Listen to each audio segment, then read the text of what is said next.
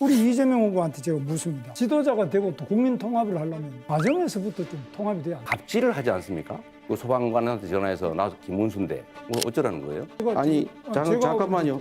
11월 4일 3일 밤이죠. 계엄 해제 표결에 참여하지 않았어요. 결국 싸우는 척하면서 계엄 해제에 반대한 거 아니냐. 민주당에도 진입하지 못한 의원님들이 있는 것으로 알고 있습니다. 그분들은 그럼 이재명 후보의 논리대로라면은 계엄을 막을 생각이 없었다는 것입니까? 그렇게 삐딱한 생각으로 역시 진흙탕 싸움 시작되고 있습니다. 이준석 후보는 자기 지식 자랑으로 여기 나온 거냐? 법인카드 부분을 보면 일반인들이 분노할 수밖에 없습니다. 윗물이 맑아야 아랫물이 맑은데 윗물이 이렇게 탁하고 부정부패 비리에 증거가 있으면 구체적 증거를 한번 내보십시오. 저는 그렇게 쓴 일이 없어요. 남녀 갈라치기, 장애인 혐오, 분열을 자꾸 부추겨 있는 것 같아요. 저에게 혐오라는 낙인을 찍으시려면요. 혐오의 정의에 따라서 제가 무엇을 잘못했는지를 구체적으로 말씀. 경제 분야 토론회에 이어서 오늘은 사회 분야입니다. 대통령이 되겠다는 사람이 기본적인 최소한의 인륜을 다 무너뜨린 이런 분들이 대통령이 되겠다는 데 대해서 시중에서 너무너무 걱정을 많이 하고 있습니다. 공직자로서 가장 부패한 사람, 대장동 비리부터 백현동 비리로 법인카드를 쓴다든지 우리 이재명 후보한테 제가 묻습니다. 네. 지도자가 되고 또 국민 통합을 하려면 가정에서부터 좀 통합이 돼야 안 됩니까? 가정도 제대로 못하는데 어떻게 나라를 통합시킬 수 있겠습니까? 지금 우리 사회의 통합을 방해하고 있는 가장 큰 요소는 헌정 질서를 파괴한 이 내란 사태입니다. 저희 집안 내 내밀한 문제, 우리 어머니에게 우리 형님이 그 폭언을 내서 그런 말을 할 수 있냐라고 제가 따진 게 이제 문제가 됐는데 뭐 그 점은 제 소양이 부족 또 수양이 부족으로 제가 사과 말씀을 다시 드립니다. 그러나 김문수 후보는 이런 말을 할 자격이 없죠. 본인은 갑질을 하지 않습니까? 그 소방관한테 전화해서 나도 김문수인데 뭐 어쩌라는 거예요? 그렇게 권력을 남용하면 안 된다는 말씀을 드리면서 제가 김문수 후보한테 이거 질문 한번 드리고 싶어요. 지금 내란 수계 윤석열 전 대통령에 대해서 계속 비호하는 입장을 가지고 있는데 이 단절할 생각 혹시 없는지 정광훈 같은 극우 세력과 단절할 생각은 없는지 이 두 가지를 좀 묻고 싶어요. 제가 거꾸로 묻습니다. 이재명 후보는 진보당하고 같이 연합 공천을 해가지고 울산 북구에도 국회의원 당선시켰죠. 진보당의 이석기 바로 통진당 후예 아닙니까? 그러면 그건 내란이지. 자기 자신을 먼저 돌아봐야 된다. 말씀을 피하신 걸로 보면 단절할 의사가 전혀 없어 보이고 여전히 내란 세력을 비호하는 정광훈 목사가 감옥을 갔을 때 눈물을 흘린 그런 관계를 여전히 청산하지 못하시는 것 같은데 허위 사실을 이야기하면 안 됩니다. 뭐 눈물을 흘리는 거는 정황훈 목사 가서 무슨 눈물을 흘리는지 그 말이 안 되는 거짓말을 또 계속 여기서 하시면 눈물이 그것도 허위 난다라고 한 사실 영상이 유포죄입니다. 있던데요. 그러니까 이거는 허위 사실 유포죄로 또 지금 다시 지금 그 걸리면은 아주 누범, 재범 그 뭐 개전의 그 여지가 없습니다. 역시 진흙탕 싸움 시작되고 있습니다. 김문수 후보에게 먼저 묻겠습니다. 김문수 후보께서 누구라도 부정선거 의혹을 제기하면 선거관리위원회에서 해명할 노력을 계속해야 한다라고 발언을 하셨더라고요. 그러니까 윤석열 씨가 제기하는 부정선거 의혹을 정당하다고 지금 말하고 계시는 겁니까? 그건 제가 지금 답할 문제도 아니고 윤석열 대통령이 부정선거 의혹을 제기하는 거는 그분이 한 것이지 제가 한 것도 아니고 저는 한 번도 그런 문제를 제기한 적이 없습니다. 지금 이 자리에 우리와 함께 서 있는 이재명 후보의 생각에 대해서 좀 궁금해할 필요가 있다 생각합니다. 2012년 대통령 선거 이후에도 부정선거를 주장하는 사람들이 있습니다. 김어준 씨나 이런 분들 중심으로. 그런데 이재명 후보도 사실 이것에 동조해가지고 부정선거에 관한 내용을 공유한 바가 있습니다. 그래서 이것에 대해서 아직까지 입장을 같게 가져가시는지 궁금하고요. 천안함에 대해서도 잠수함과 충돌했다, 연구 결과 나와라는 내용을 공유하면서 천안함 음모론에 동조하는 모양새를 보이셨습니다. 제가 말씀드렸던 부정선거는 국정원이 댓글 조작을 통해서 국민 여론을 조작했기 때문에 그 측면에서 부정선거라고 한 거지 무슨 투개표를 조작했다 이런 차원의 윤석열이나 우리 김문수 후보가 관심 갖는 그런 부정선거는 아니라는 말씀 하나 드리고 천안함은 저는 정부 발표대로 북한의 공격에 따른 것이라고 공식적으로 제가 숫자 발표했다는 말씀을 드립니다. 덧붙여서 제가 이준석 후보한테 이거 하나 여쭤볼게요. 12월 4일, 3일 밤이죠. 다른 사람들은 전부 국회 담을 넘어서 정말 들어가 전부 계엄 해제에 참여했는데 본인은 왜 담을 넘어가자는 그 참모 보좌관이 넘어가자고 했는데 계속 말다툼을 하면서 결국은 계엄 해제 표결에 참여하지 않았어요. 저는 이게 결국 싸우는 척하면서 결국은 실제로는 계엄 해제에 반대한 거 아니냐. 저는 결국 이재명 후보가 음모론적이고 세상을 참 삐딱하게 보고 있다는 것을 다시 한번 증명하고 있다 이런 생각을 합니다. 계엄이 터졌을 때 아마 귀당에 계신 분들께 아마 여쭤보면 알 겁니다. 저는 귀당에 있는 의원들과 계속 소통하고 있었습니다. 민주당에도 진입하지 못한 의원님들이 있는 것을 알고 있습니다. 그분들은 그럼 이재명 후보의 논리대로라면은 계엄을 막을 생각이 없었다는 것입니까? 그렇게 삐딱한 생각으로 우리 당 의원 보는 시각과 다른 당 의원 보는 시각이 다르기 때문에 이재명 후보가 갈라치기하고 우리 편 아니면 다 적이라고 본다는 그런 이야기를 듣는 겁니다. 굉장히 안타깝고요. 저는 국민의힘의 이야기에 대해 가지고 단 한 번의 예외 없이 단일화에 관심 없다고 이야기하고 있습니다. 이재명 후보는 그냥 본인의 망상 속에서 계속 그것만 두려운 겁니다. 그래서 이런 아주 중요한 정책을 물어봐야 되는 자리에서 자기 궁금증 해소하러 나오신 거거든요. 저는 이런 것들은 이재명 후보가 굉장히 편협한 시각을 갖고 있다는 확신을 국민에게 줄 거라 봅니다. 김문수 후보님 군 가산제 지금 재도입하겠다고 공약하셨죠. 저는 이게 젊은 시절에 강제로 의무적으로 입대하는 남성 청년들을 보호할 필요가 있다고 생각해요. 그러나 또 한편으로는 여성 인권에 대한 배려도 필요하다. 저는 그래서 예를 들면 군 복무 크레딧 같은 거, 군 호봉 가산제 이런 걸 도입해야 된다고 지금 주장을 합니다. 이거는 여성들에게 또는 군 복무를 안 한 사람한테 피해를 주지는 않거든요. 그러나 군 가산점 제도는 누군가에게 불이익을 주지 않습니까? 상대적인 거니까. 그런데 이것은 결국 헌법이 위헌 판결을 했는데 헌법을 개정하지 않은 한 쉽지 않은 이런 거를 도입하겠다고 하는 건 결국 또 여성들을 상대로 갈라치기를 하거나 국가를 위해서 자기 청춘을 18개월 동안 의무 복무를 하고 또 장기간 복무하던 분들이 약간의 뭐 5% 이런 게 아니라 약간이라도 배려를 한다는 것은 우리 국가의 책무이고 또 보훈의 기본입니다. 그래서 제가 이재명 후보에게 또 묻겠습니다. 법인카드 부분을 보면 이건 정말 좀 상당히 일반인들이 분노할 수밖에 없습니다. 우리 사모님께서도 그런 어려움을 겪고 있는데 이거는 본인이 이재명 후보 본인이 만약 이것을 안 고치고는 대통령이 되면 공직자가 윗물이 맑아야 아랫물이 맑은데 윗물이 이렇게 탁하고 부정부패 비리에 그런 이런 식으로 방탄 입법을 하고 방탄 조끼를 입고 이렇게 해가지고는 과연 우리 공직이 유지되겠나 걱정되는데 어떻게 생각하십니까?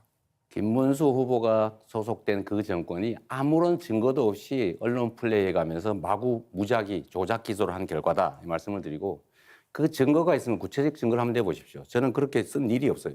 재판에 여기 다 나와가지고 저도 자료를 다 가져왔습니다. 그럼 왜 재판을 받습니까? 왜 유죄가 나옵니까? 유죄 어디 나왔습니까? 유죄가 여기 지금 법인카드 해가지고 전부 다 여기 제가 없이 유죄가 나왔습니까? 아니 지금 우리 사모님도 지금 그렇고 네, 자 그럼 이준석 후보에게 발언 기회 넘기겠습니다. 예, 오늘 저희가 사회 갈등을 극복하는 방법에 대해서 이야기하고 있는데요. 저는 사실 전장현이나 아니면 이런 동덕여대 폭력 사태 이런 것들에 대해 가지고는 사회 질서를 유지하기 위한 최소한의 원칙을 우리가 가져가야 된다 보는데 민주당이 자신들과 뜻이 비슷하면은 이런 식으로 개입해 가지고 정치적 권력으로 책임을 면해주는 이런 상황. 이재명 후보님 어떻게 생각하십니까? 나중에 주도권 토론에 답변하도록 할게요. 지금 답하기 너무 시간이 없습니다. 자, 이준석 후보께 한번 묻겠습니다. 남녀 갈라치기, 장애인 혐오, 차별금지법 반대 이런 걸 가지고 분열을 자꾸 부추겨 있는 것 같아요. 그리고 공공병원은 현실적이지 않다라고 평가를 하셨습니다. 공공의료마저 갈등의 대상으로만 보시는 겁니까? 우선 저에게 혐오라는 낙인을 찍으시려면요. 혐오의 정의에 따라서 제가 무엇을 잘못했는지를 구체적으로 말씀해 주셔야 그것이 아마 국민들께 와닿을 겁니다. 네네. 제가 혐오에 해당하는 행위를 한 것이 무엇이 있는지 혹시 말씀 주실 수 있나요? 네, 장애인 시위에 대해서도 주로 왜 일어났는지 이야기하는 것이 아니라 주로 그 결과에 대해서 비난을 했던 것 같고요. 제가 행위에 대해서 그리고 지적을 했기 때문인데 주로 이대남의 얘기를 주로 하시는 것 같아요. 이대남의 얘기한 구체적인 사례가 있습니까? 자, 요거 한번 묻고 넘어가겠습니다. 그러니까 상대를 비난할 때 자. 느낌적 느낌으로 넌 이런 사람이야 단정 짓는 게 예전에 민주노동당이나 그래서 아까- 정의당을 보고 빨갱이 아니냐 했던 것과 동일한 얘기거든요. 잠깐만요. 그러니까 구체적인 네, 얘기로 제가 주로 비난을 하고 해주십시오. 있습니다. 자, 예. 묻는 것 답변하세요.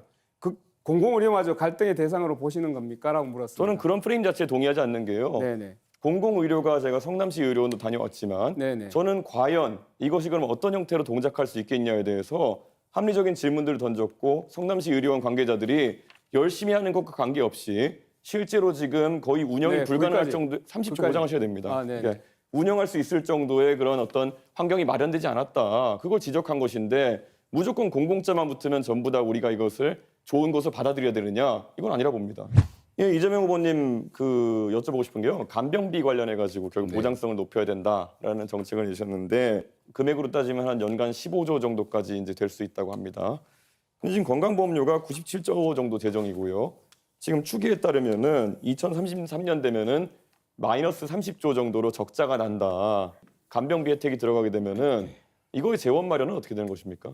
저는 우리 의료보험 재정 지출 중에서 예를 들면 지금 의료 쇼핑 같은 거 있지 않습니까? 너무 무제한적으로 이 병원 저 병원 다니는 게 있고 아주 경증이고 간단하게 진료할 수 있는데도 다 병원을 이용하는 이런 부분들에 대해서 약간의 조정이 좀 필요하지 않을까 싶은 생각을 하고요. 그 부분에 대한 통제들을 좀 하면 상당 정도의 재정 절감이 가능하지 않을까 그렇게 생각합니다. 현실적인 재정 대책 있으십니까?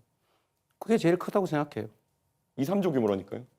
그거라도 크지 않습니까? 15조 하신다면서요, 방금 전에. 내가 언제 15조 한다 그랬어요? 본인이 그렇게 주장하시죠. 간병비 몇 프로까지 그럼 지원하실 예정입니까? 자, 이준석 후보의 특성이 그런 것인 것 같은데 상대가 하지도 않은 말을 한 걸로 전제를 해가지고 15조는 본인이 주장한 거죠. 저는 그중에 일부를 절감하고 필요한 범위 내에서 가능한 범위 내에서 하겠다고 말씀드렸는데 15조를 어떻게 마련하겠냐 이렇게 말하면 안 되는 거죠. 그러면 마이너스 30조인데 잠깐만요. 어디가 여유라는 것이 잠깐만, 한번 설명해 주셔야죠. 예. 그럼 다시 30조 쓸까요? 아니요. 제가 보충하는 겁니다, 이거. 이 규칙을 좀 지키시는 게 중요하잖아요. 가능하면. 얘기하십시오. 그 시간이 끝나버렸네.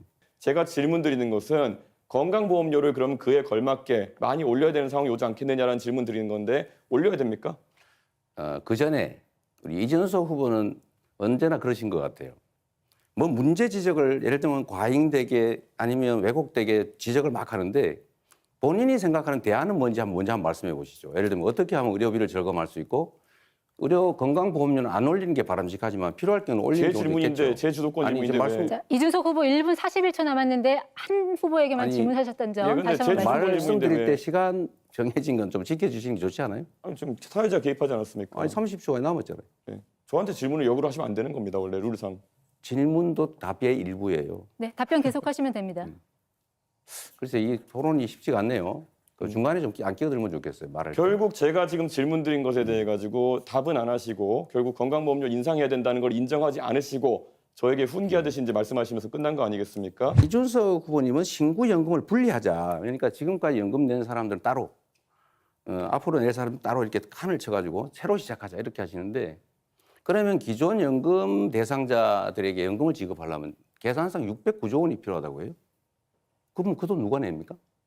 그런 식으로 자꾸 갈라쳐가지고 말 그대로 개변을 하고 계신 거죠. 지금 사회적 연대나 세대 간의 연대 같은 걸 이야기하시는데 이번 합의 과정에서 과연 그러면 이득을 보는 세대는 어디이고 손해를 보는 세대가 어디인가 명백하거든요. 받아가는 세대는 바로 받아가게 되고 네. 내는 세대는 4% 가까이 인상된 금액을 평생 내야 되는 것이고 그래서 5천만 원 더 내고 2천만 원 더 받아가는 구조다 이런 얘기가 나오는 거라서 대한민국의 젊은 세대는 가만히 앉아서 한 사람당 3천만 원 이상의 손실을 그냥 떠있게 된 거거든요. 네. 바로 이어서 김문수 후보 주도권 토론이니까요. 부산대병원의 권역외상센터가 전국 1등의 병원 아닙니까? 네.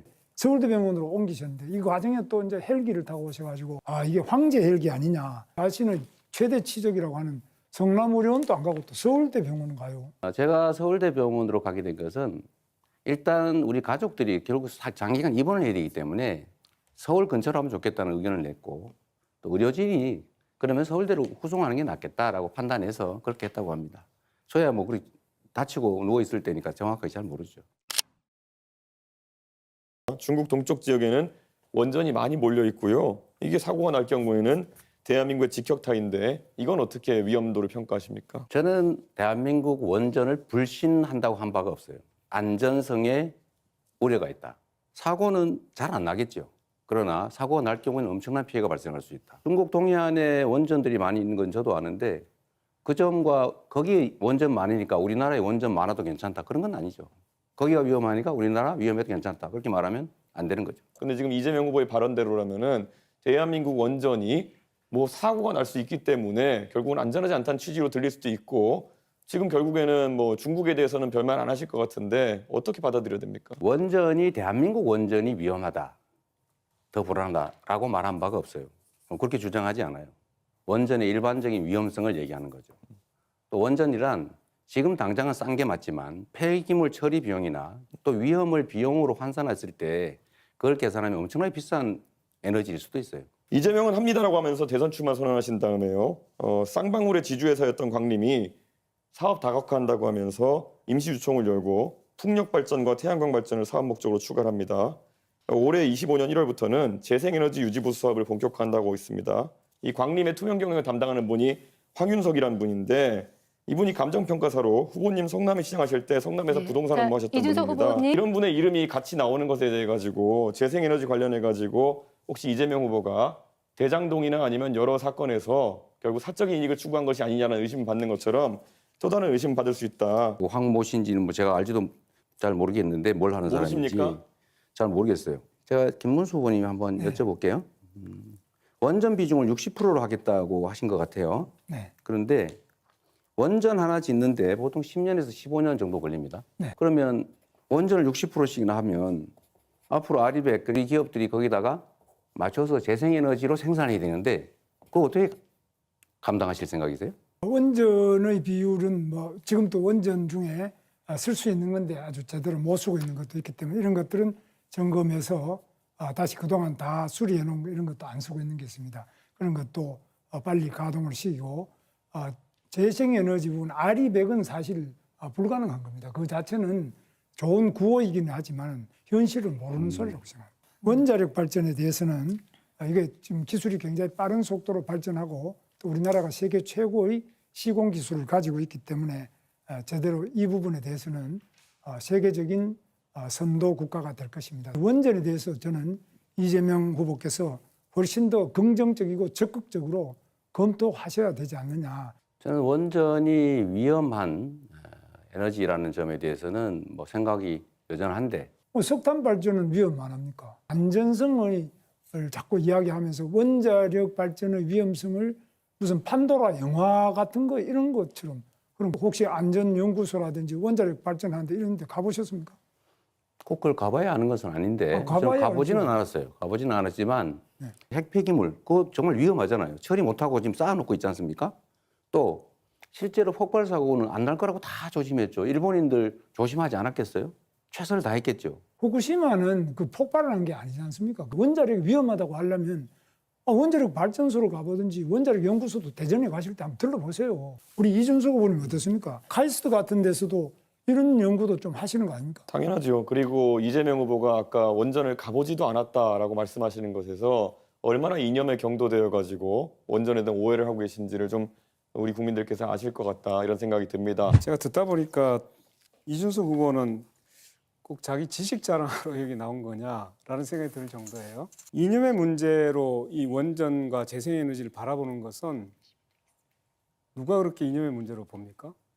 굉장히 당황했습니다. 저는 기후 환경에 대해 가지고 젊은 세대가 가진 방향성이 딱 이것이다라고 우리 권영국 후보님께서 규정하지 않으셨으면 좋겠습니다. 방금 저와 김문수 후보가 나눴던 대화 같은 것들도요. 충분히 젊은 세대의 공감을 사고 있는 경우도 있고 특히 거기에 더해서 원자력 발전에 대한 부분은 이미 지난 문재인 정부의 이념적인 행동 네, 때문에 거기까지 듣겠습니다. 이념적이라고 판단하는 국민들이 있는 거 아시지 네, 않습니까? 거기까지 듣겠습니다. 예. 제가 별칭 하나를 한번 드리겠습니다. 네. 기후 없는 이준석 어때요? 굉장히 좋은 것 같은데. 헌정질서를 파괴한 세력들이 다시 돌아오게 할 수는 없습니다. 유능한 선장이 필요합니다. 충직한 일꾼이 필요합니다. 준비된 그리고 유능한 충직한 저 이재명이 새로운 대한민국, 진짜 대한민국을 꼭 만들겠습니다. 저는 민주화를 위해서 평생을 살아온 사람인데 지금 민주당은 입법 독재를 넘어서 사법 독재, 삼권 독재로 치닫고 있습니다. 6월 3일 저 김문수와 함께 이 대한민국의 민주주의를 지키고 독재를 막아냅시다. 오늘 토론만으로 다 담지 못한 절박함이 많이 남아 있습니다. 차별과 싸우는 장애인 활동가들, 비동의 강간죄를 요구하는 성폭력 피해 생존자들, 직장 내 괴롭힘 피해자 고 오요한나 유가족들, 시간이 없어서 다 말하지 못해 너무나 가슴이 아픕니다. 이들에게 기댈 언덕이 되겠습니다. 저는 오늘 노무현 대통령 서거 16주기를 맞아 그분의 말씀으로 이 토론을 시작했습니다. 그리고 이제 다시 그분의 말씀으로 토론을 마무리하고자 합니다.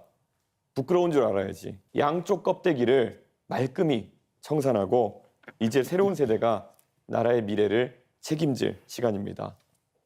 저 이준석이 나아갈 길 멀고 험해도 깨치고 나아가 끝내 이기겠습니다. 도와주십시오. 네 분 모두 수고하셨습니다. 아쉬움도 있겠